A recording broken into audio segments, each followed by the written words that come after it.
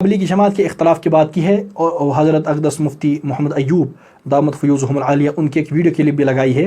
پہلے تو میں تمہاری غلط فہمی دور کروں، جو تبلیغ میں اختلاف ہوا، مفتی صاحب کی جو کلپ تھی نا، وہ ان دو جو اختلاف ہوا تھا اس کے بارے میں نہیں تھی، ایک فریق کے بارے میں دوسرے فریق کے بارے میں۔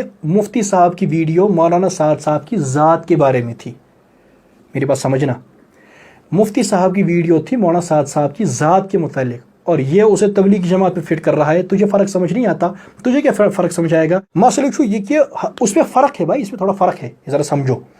پھر اگلی یہ بات، پھر میں نے پچھلی ویڈیو کے اندر اس کی وضاحت کر دی تمہارے یہاں کتنے اختلافات ہیں، امام ابی طالب پر، حضور کی نبوت پر، مغفرت ذنب پر، طاہر القادری کا گروہ کتنی گالیاں دیتے ہوں اسے، اشرف جلالی کا مسئلہ ہے۔ اس کے علاوہ تمہارے اتنے علماء کی عبارات اور فتاویٰ خود احمد رضا خان صاحب کے خلاف ہے اور اس کے دین و مذہب کے خلاف ہے، جس کے بارے میں خود احمد رضا خان کہتا ہے کہ میرا دین و مذہب جو میری کتب سے ظاہر ہے اس پر رہنا ہر فرض سے اہم فرض ہے۔ تمہارے کئی علماء اس کے خلاف جاتے ہیں اور کئی تمہارے علماء کی عبارات کی بنیاد پر احمد رضا خان پر فتوی کفر آتا ہے، اور پھر یہاں بھی ایسا معاملہ لوٹ کے چلا جاتا ہے۔ وہ ساری تفصیل الحمدللہ ہمارے پاس موجود ہیں، حوالہ جات جمع کیے ہوئے ہیں۔ تو اب مطالبہ کرنا، پھر میں بھی انشاءاللہ کچھ دکھاؤں گا، جیسے میں نے تجھ سے فتاوی رضویہ کی عبارت کا مطالبہ کیا ہے، جو انشاءاللہ مجھے امید ہے کہ تو نہیں پڑھے گا، میں اگر پڑھ دی تو انشاءاللہ آئندہ دیکھ لیں گے۔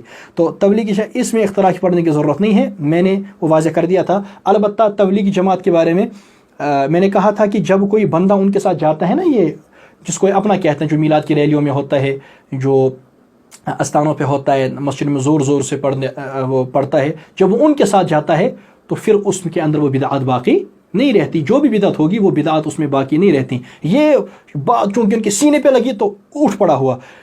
میں نے اس کی ایک ویڈیو دیکھی ہے شکیل رضا خانی کی، اس کے وہاں شاید کیا تھا، اس کی جہاں جمعہ پڑھاتا ہے یا تقریر کرتا ہے یا کیا ہے، وہاں اس نے بیان کیا تھا۔ تو وہاں ہمارے کچھ تبلیغی جماعت کے حضرات نے جلسہ کیا تھا، جوڑ کیا تھا، کچھ کیا تھا، اس کے بعد بریانی وغیرہ پکائی تھی، تو وہاں سارے علاقے والوں کو بلوایا تھا، تو انہوں نے وہاں وہ کھائی تھی۔ یہ گیا تھا، وہ ابھی بھی نیٹ پر موجود ہے، یہ وہاں واویلا کر رہا تھا، تم نے بریانی کیوں کھائی، تم نے بریانی کیوں کھائی، تبلیغ والوں کی بریانی کیوں کھائی؟ اور شاید وہ جو نظام الدین کے ساتھ رہ کر کے کام کرتے ہیں تبلیغ والے، شاید وہ تھے وہاں، اسی لیے پھر اس نے وہاں مفتی ایوب صاحب کی کلپ ان کے خلاف استعمال کی تھی، ان کے خلاف۔ تو جب مجھے اس زمانے میں مجھے ایک نے دکھائی تو میں بہت ہنسا، میں نے کہا یہ جتنی اس نے تقریریں کی ہیں نا، یہ یعنی پان ژوٹ نہیں ماتت، یعنی سب پان مارا تتت ہے نا، تو کیا چھو یہ کیا یم چھو یم چھو یم۔ میں نے کہا وہ اسے کچھ نہیں کہیں گے، وہ آئندہ پھر آئیں گے، پھر سے وہیں پہلے سے اچھی بریانی پکائیں گے، اور جتنے لوگ آج گئے تھے نا، اس سے زیادہ وہاں کھانے کے لیے جائیں گے اور ان کے ساتھ بیٹھیں گے، اور یہ بالکل دم کو خود ہو کر کے رہ جائے گا۔ تبلیغی جماعت کے کام کو روکنا آپ کے بس میں نہیں تھے، بڑے بڑے آئے تھے چلے گئے، آپ کس کھیت کی مولی ہیں۔ تبلیغی جماعت کے بارے میں بریلویوں کے شیخ الاسلام کی عبارت پیش کرتا ہوں، سننا۔ بریلویوں کے شیخ الاسلام، اور اگر کیا کہو گے نا کہ کہاں لکھا ہے شیخ الاسلام، وہ مطالبہ کرنا، پھر بتاؤں گا۔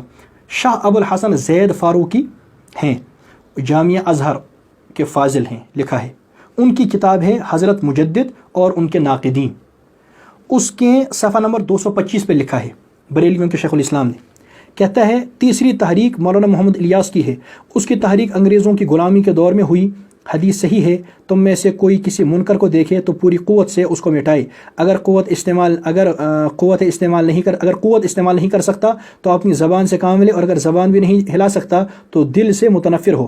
مولانا محمد الیاس رحمہ اللہ نے دیکھ لیا کہ نہ ہاتھ ہلانے کا موقع ہے نہ زبان کا، لہٰذا کام اسی صورت میں کیا جا سکتا ہے کہ کسی کا نہ جواب دیا جائے نہ اس سے الجھا جائے، صرف اپنے برادران اسلام کو قادیانیوں پادریوں اور بے دینوں سے بچایا جائے۔ برادران ملت میں سے جو بھٹک گئے تھے ان کو راہ خدا پر لانے کی کوشش کی اور بالکل خاموشی سے اپنا کام کرتے رہے۔ بہرحال حضرت مجدد کی تحریک اصلاح ہو یا مولانا سید احمد شہید کی یا مولانا محمد الیاس کی، یہ تینوں تحریک اسلامی اور مذہبی تحریکیں ہیں، تینوں مخلص تھے۔ یہ ان کا شیخ الاسلام، بریلویوں کا شیخ الاسلام لکھتا ہے، پھر آگے چل کر یہ لکھتا ہے، کہتا ہے تینوں نے احوال کو دیکھ کر جد و جہد کی، ان کو ان کی جد و جہد کا اجر رب العزت دے گا، رحمہم اللہ رضی اللہ عنہم اجمعین۔ یہ ان کا حوالہ میں نے پیش کر دیا ہے، حضرت مجدد اور ان کے ناقدین شاہ ابو الحسن زید فاروقی مجددی، بریلویوں کے شیخ الاسلام۔ تو تبلیغی جماعت کی خدمات تو عالمی ہیں، تو اب پھر انہوں نے کی تھی نا ان کی نقل شروع. اصل میں جب مارکیٹ کے اندر اصل آتی ہے نا پھر ساتھ میں اس کی نقل بھی آ جاتی ہے.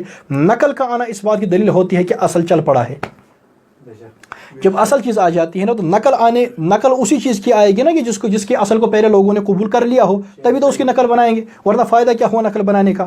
ہم نے بنائی تبلیغی جماعت تو انہوں نے نقل کر کے وہ کافرہ نکال لیا طوطوں کا, ٹھیک ہے نا, ہاں تو ہو گیا. اس کے بعد جو ہے یہ ہم نے لکھی بہشتی زیور, انہوں نے لکھی سنی بہشتی زیور, ٹھیک. ہم نے بنائی جمعیت العلماء, انہوں نے کہا سنی جمعیت العلماء. ہم نے نکالی تبلیغی جماعت تو انہوں نے اس کی نقل کر لی. تو دیکھو ہم کہتے ہیں دیوبندی کہتے ہیں اللہ, آئندہ سے کہنا سنی اللہ. ہم کہتے ہیں نبی, آئندہ سے کہنا سنی نبی, یا کہنا قافلے والے نبی, جو تمہاری مرضی ہو. پر نقل کرو نا, نقل کرو اور مخالفت کرو ہماری, تمہاری تو عادت ہے. تو تبلیغی جماعت کی جو اصل تھی پوری دنیا کے اندر کام کیا تو اس کی نقل آ گئی, ٹھیک. وہ جو آئی وہ آئی, اس کے ساتھ ہمارا نہیں, وہ جانے کیا آئی. تو نقل آنا اس بات کی دلیل ہے کہ اصل الحمدللہ چل پڑا تھا. یہ نقلی ہیں, کیا ہیں, نقلی ہیں, اور اصل وہ ہیں جن کی نقل کر کے آئے ہیں. پھر بھی چلیں گے نہیں کیونکہ بغض اور حسد کے ساتھ چلتے ہیں.